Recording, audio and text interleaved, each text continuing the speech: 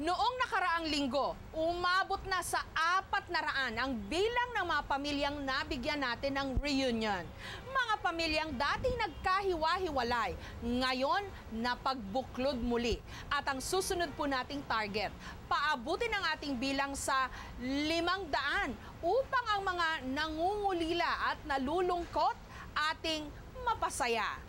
Magandang gabi po. Ako si Jessica Soho. Tunghayan natin ang mga istoryang magpapaiyak, magpapangiti at magpapalukso ng ating dugo. Ito ang Reunions. Tonight on Reunions, mahigit 23 taon nang hindi nakikita ni Julie ang mga kapatid at ina na iniwan niya sa Pagadian. At sa mga nakalipas na mga taon, hanggang sa panaginip, hindi siya nito nilulubayan. Napakahirap talaga ng magulang. Kaya naman nung natuntun namin ang kanyang ina sa Pagadian, agad namin itong pinaluwas ng Maynila, kasama pa ang pamangkin at kapatid ni Julie. Basta, nandiyan pa rin siya sa akin, sa puso ko. Namatayan ang kambal, namatayan din ang asawa. Ngayon naman, magdadalawang buwan nang nawawala ang anak ni Felix na si Pau Pau. Sana lang ho, ibalikan mo. Ayun lang, talaga nag-iisang anak. Mabuti na lang at si Pau Pau, nakup-kup pala ng Reception and Action Center o RAC. Wag na wag palalampasin ang madamdaming pagkikita ng mag-ama. Lahat ng yan, ngayong gabi, dito lang sa Reunions.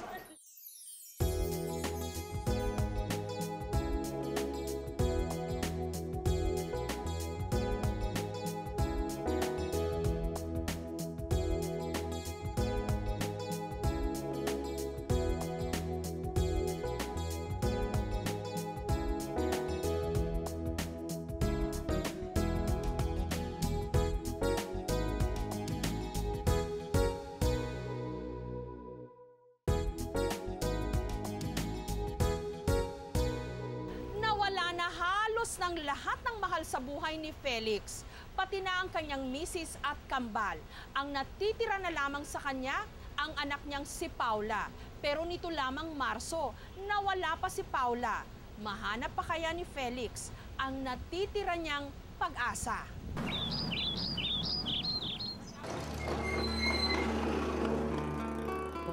Tirik man ang araw, kayod kalabaw pa rin ang 31 anyos na si Felix. Sa pagdi-deliver kasi ng mga soft drinks niya hinuhugot ang pang-araw-araw na gastusin ng kanilang pamilya. Tanto, kinakaya ko na lang po para sa anak ko, tsaka sa pamilya, pantustos po sa aking anak, tsaka sa magulang ko.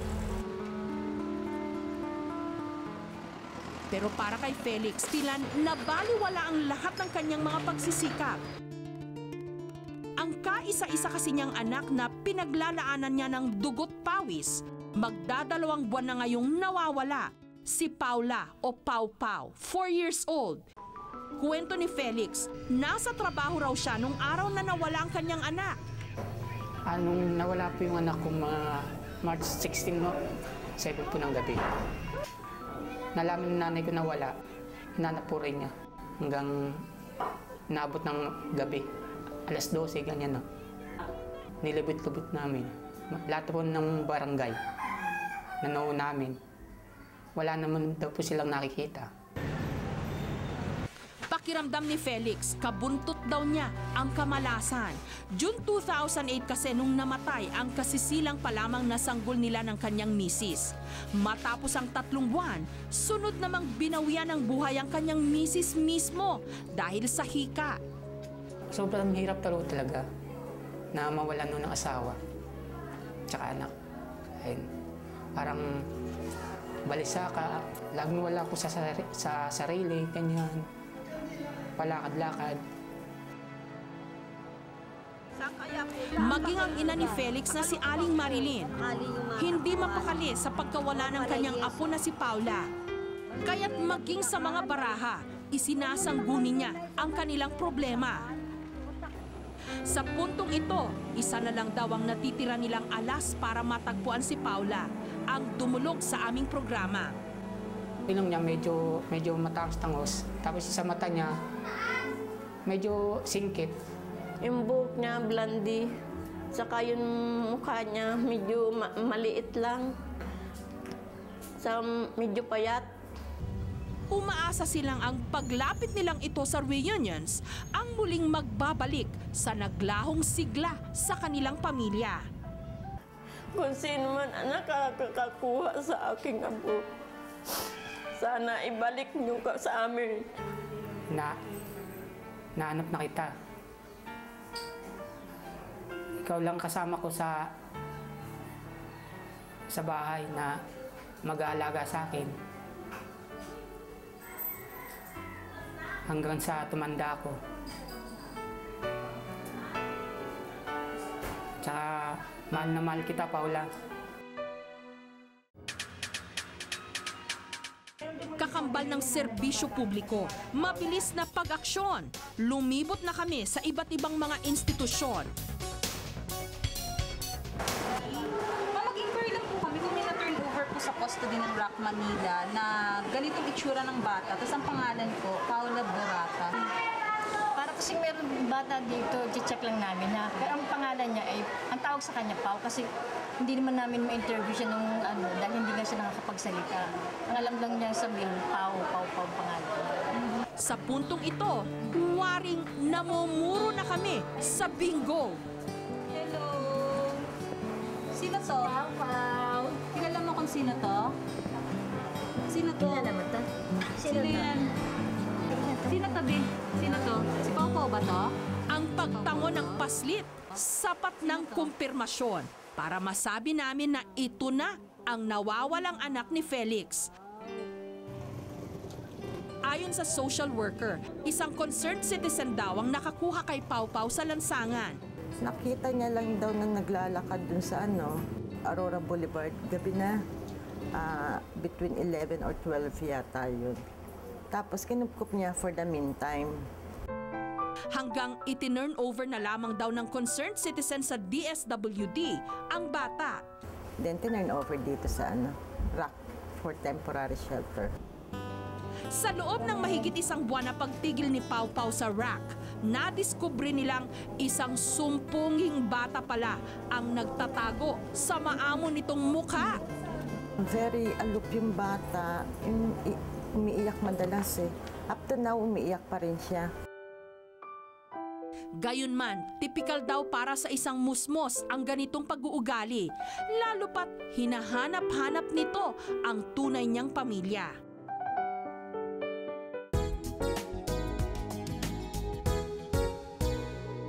Up next,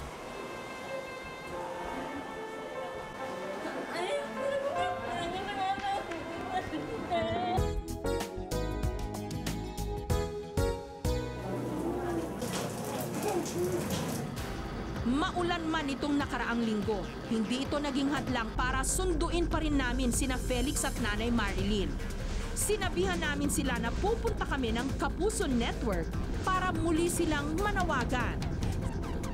Pag ganitong tagulan, mahirap po maghanap sa bata. Nararamdaman ko po kasi ngayong tagulan mahirap. Baka mamaya mapunta sa mga kanal-kanal o kaya sa mga drainage. Samantala nung gabi ring yun, lalong tumindi ang pagsusungit ng panahon. Sa pagkakataong ito, tila isang happy ending na naman ang nakatakda naming masaksihan.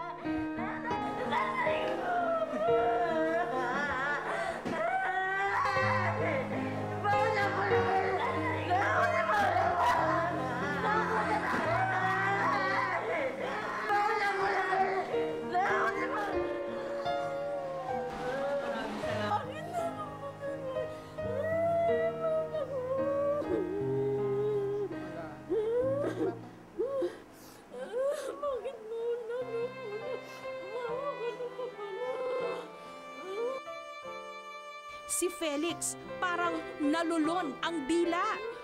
Hindi makapaniwala na heto, kalong na niya ang pinakamamahal niyang anak.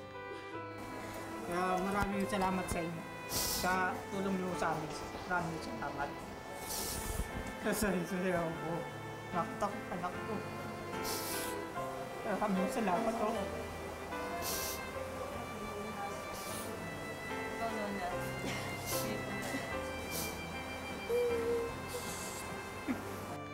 Sa murang edad ni Pau Pau, waring naiintindihan na niya ang pangambang idinulot niya sa kanyang ama at lola.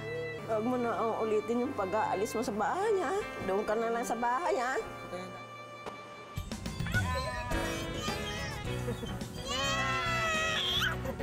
Kung minsan, nagtatanong tayo, bakit ang mga importanteng tao pa ang madalas na mawala sa ating buhay?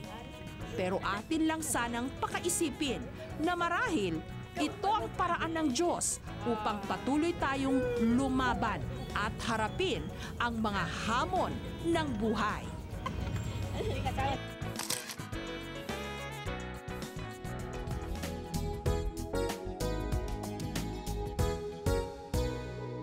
Up next, sa sarap nga raw ng luto ni Julie, makakalimutan nino man ang kanyang pangalan. Pero hindi raw ang personal na problema ni Julie mismo. 23 taon na kasi niyang hindi nakikita ang kanyang naiwang pamilya sa Pagadian City sa Zamboanga del Sur. Totoo sir, gusto ko talaga makita talaga mga kamag-anak ko. Maynila ang inaakalang katuparan ng mga pangarap ng ilan. Pero ang pangarap nilang Maynila ang siya ring nagiging mitya upang malayo sila sa kanilang mga pamilya. Ito ang kwento ni Julie na 23 taon na ngayong hindi nakikita ang kanyang pamilya sa Pagadian.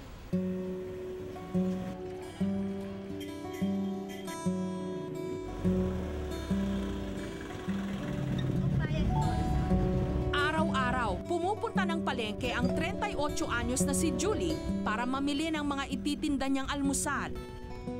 Panin ako ng pansit, spaghetti, champurado, palabok. Mula pamilihan, iluluto na niya ang mga nabili niyang sangkap.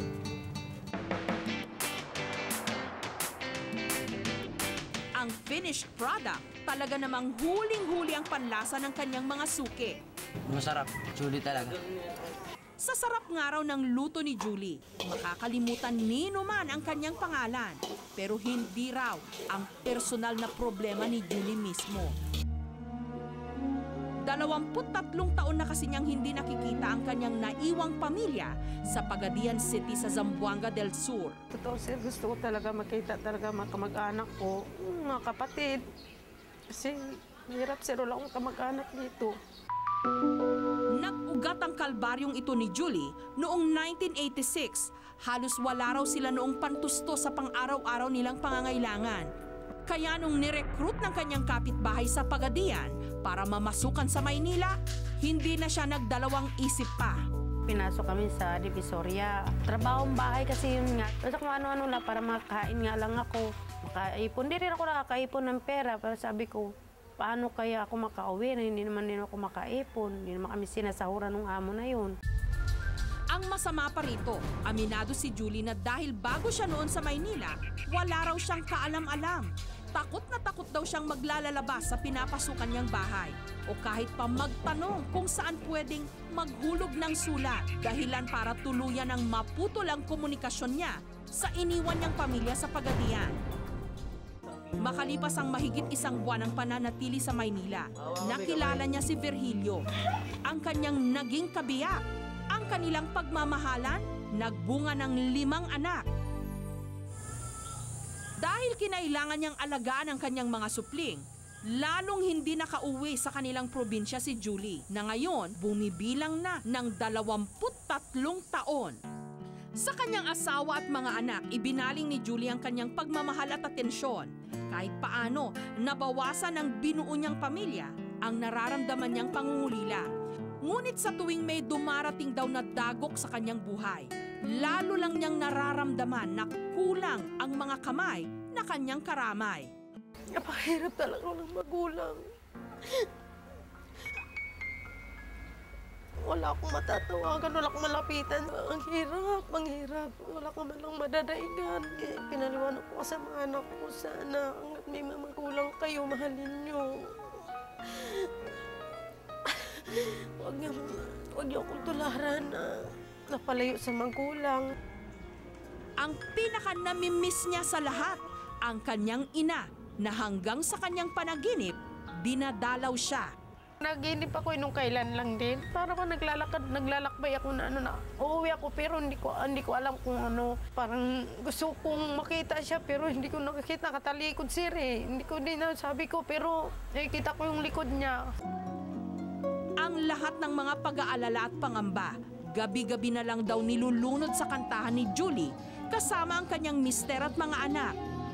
Subalit sa likod ng mga ngiti, nararamdaman pa rin ang mga itinatagong pait. Wala rin ako magawa eh. Kulang ako sa sweldo.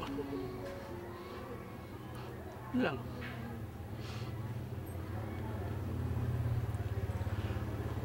Wala akong may tulong na pinansyal ba. Pamilya ko nag-ano sa kanya. Pinapasayaan lang siya. Ito po yung mama ko, si Candida. Ito naman po si Juliet. Ito po si Jennifer. Ito po naman si Dailin. Ngunit nagulat at nagtaka kami sa aming nakita. Kung mahigit 20 taon nang hindi nakikita ni Julie ang kanyang pamilya, bakit tila bago ang larawang pinakatatago niya? Dito namin nalaman, ang litratong ito galing pala sa kapatid niyang si Dailin na nakita raw niya noong 1999. Abutan niya rito, sir, kita kami sandali lang. Pero sabi niya sa akin, buhay pa raw yung mama namin. Malakas pa raw. Kaso nga lang, sabi niya, paano yan? Hindi ka man lang makauwi sa atin. Eh, wala ka rin na may papadalang pera, wala kang pera. Sabi ko sa kanya, kumusta mo na lang ako? Sa mga kapatid natin, hindi ako makauwi, sir. Sabi ko lang talaga sa kanya. Yun nga lang, wala raw na ibigay na contact number si Dailin. Ang address naman nito, minalas na nawala pa ni Julie. Kaya ang nakikita na lang daw niyang maaring magbigay ng liwanag sa tila madilim niyang buhay, ang paghingi ng tulong sa reunions. Ma, nanawagan po ako ngayon dyan sa iyo, sa inyo.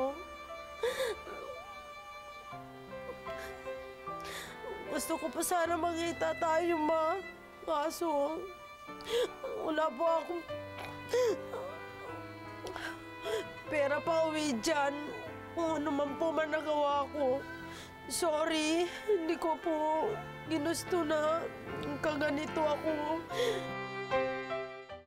Ayon kay Julie, Candida Teledorio Dairo ang buong pangalan ng kanyang ina.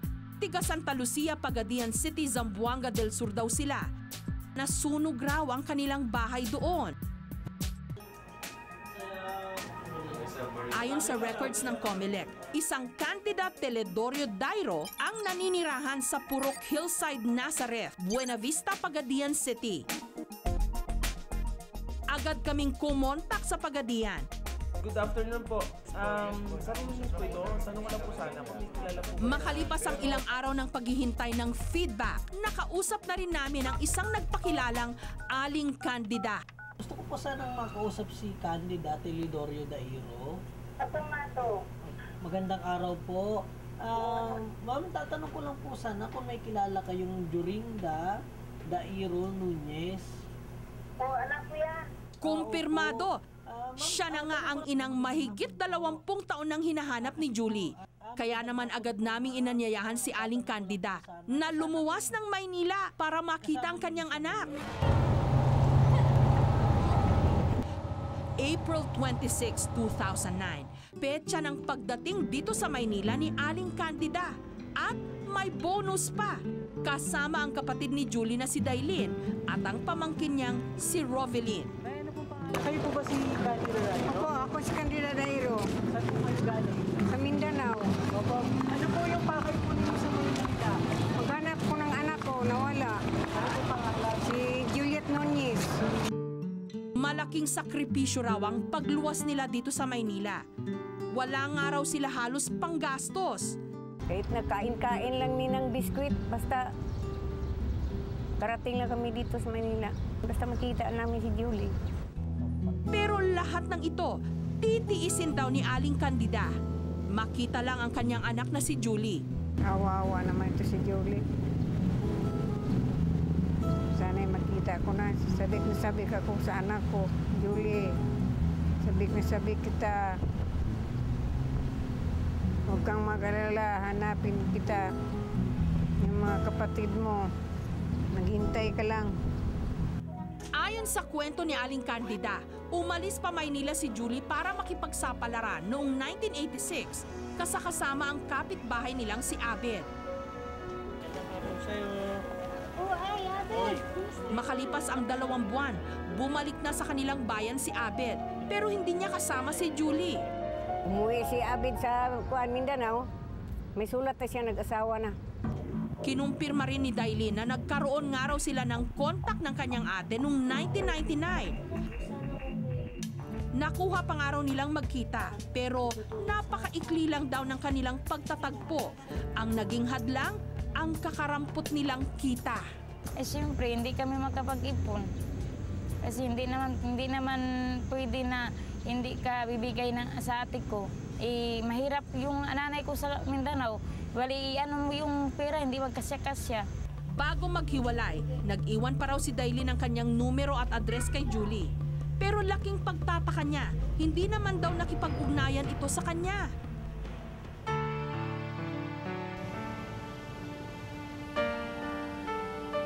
Malaki man ang Maynila, wala raw itong sinabi sa lawak ng saklaw ng pananabik nila kay Julie. Kung si Julie, ang ritmo at ang mga hinahanap niyang pamilya ang indayog, tila malapit ng mabuo ang isang musika.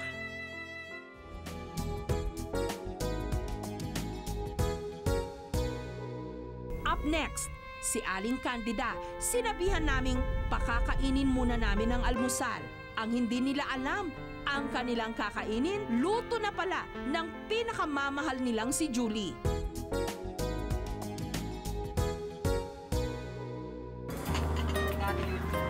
Isang tunay na magandang umagang naghihintay kay Julie ngayon. Habang abala kasi siya sa pagtitinda ng almusal, sinundo na namin ang mga taong bubuo sa kanyang araw. Si Aling Candida, sinabihan naming pakakainin muna namin ang almusal. Ang hindi nila alam, ang kanilang kakainin, luto na pala ng pinakamamahal nilang si Julie. Nung malamang may customer, dito na dali-daling lumapit si Julie. Ay, Mama!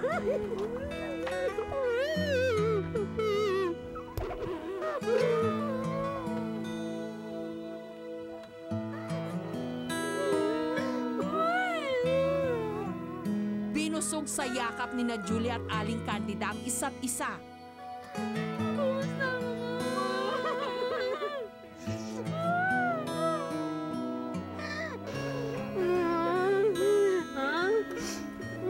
Uy, ako. Tama ba ko imanam ako ng anak?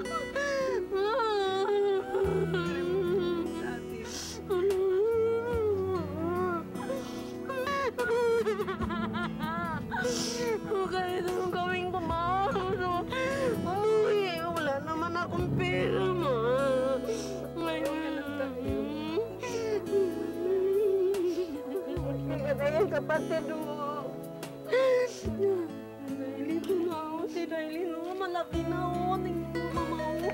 Iniiwan ko itong maliit ba? Mas ngayon namin ako laki na.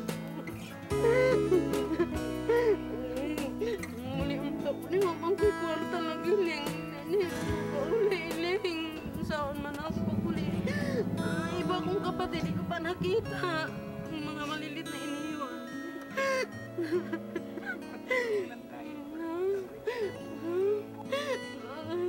Hirap din ako, Mama. Gusto mo talaga kaya.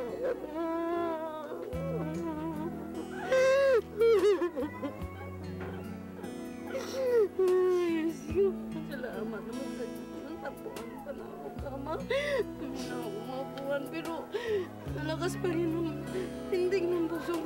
mabuhay kayo, ma. Makikita ko kayo talaga.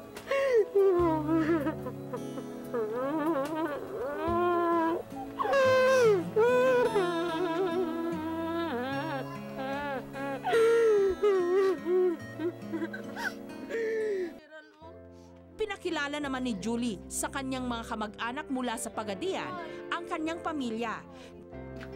Ayun, si Anan, ma, oh. Laki mo na buknoy. Ayun, si Anan, ma. Anan, halika. Nilula mo ano? Dito mo ano? Ay, si Anan. Malaki na. Dalaga na si Anan.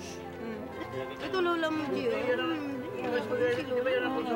Oh, ito yung ano, pinanganak Ito ni yung Julie. bunso ko, ma.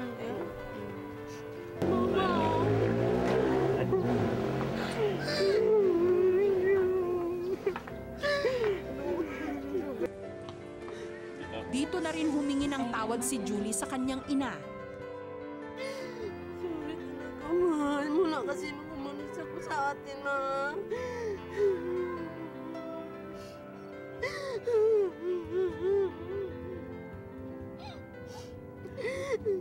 Hindi ko talaga, ma.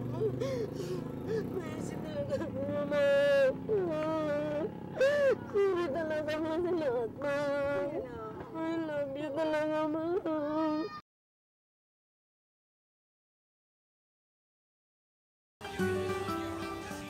Pagkatapos dumaloy ng mga luha, sa tubig naman sa swimming pool, nagpista ang pamilya.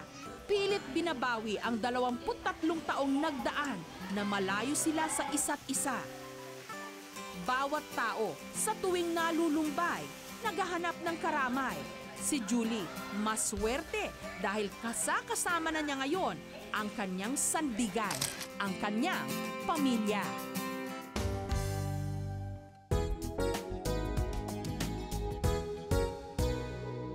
Narito ang ilan sa mga kasong inilapit sa aming programa. Si Margarita Cabaluna, 82 years old, huling nakita sa Pasay City. Si Jason Roa, 10 years old. Si BJ Bello, 9 years old, natagpuan sa Pasay City. Si Raymart Kalimpon, 10 years old, natagpuan sa Mandaluyong City. Si Rio Christine Espirito, 15 years old, matangkad at singkit, huling nakita sa barangay Old Buso-Buso, San Jose, Antipolo, Rizal. Si Rodolfo Kalimpon Jr., 13 years old. Si Aniza Chuwakua, 56 years old, huling nakita March 15, 2009. Si Diana Peralta, 70 years old, huling nakita February 15, 2009 sa San Mateo, Rizal. Si Raquel Concepcion, 39 years old. Si Ana Chavez, 38 years old, may puting balat sa kanang braso. Si Gloria De La Rosa, 35 years old, may nunal sa kanang ilong, huling nakita sa barangay Quirino, Sultan Kudarat, Mindanao. Si Christine Buenaventura, 19 years old, huling nakita sa Santa Rosa, Nueva Ecija. Laila Panit, 22 years old, maliit at medyo mataba. Estrella Yabut, 37 years old, maputi, kulot, 5'3" ang taas, huling nakita sa San Roque, Macabebe, Pampanga. Si Jocelyn Alvarado, 33 years old, payat at morena, huling nakita January 3, 2009 sa barangay Baviera, Sagay City, Negros Occidental. Para sa anumang impormasyon tungkol sa kanila o sa kanilang mga pamilya, makipag-ugnayan po sa aming tanggapan 982-7777 Local 3011 o mag-email sa reunions@gmanetwork.com. 402 na po ang kabuuang bilang ng mga taong nawawala na nahanap na natin at naibalik sa kani-kanilang mga pamilya. Sa inyo pong walang sawang pagtulong at pagsuporta sa aming programa, tsak na mahihigitan pa natin ang bilang na yan upang mas marami pang mga pamilyang Pilipino na ating mapagbuklod. Magandang gabi po. Ako si Jessica Soho. Kami pa rin ang inyong mga kaagapay sa puspusang paghahanap. Magkita-kita po tayong muli sa susunod na Martes. Dito lang sa programang naniniwalang hindi dapat mawalan ng pag-asa ang mga taong nawawalan ng miyembro ng pamilya. Because the search for missing loved ones ends with reunions.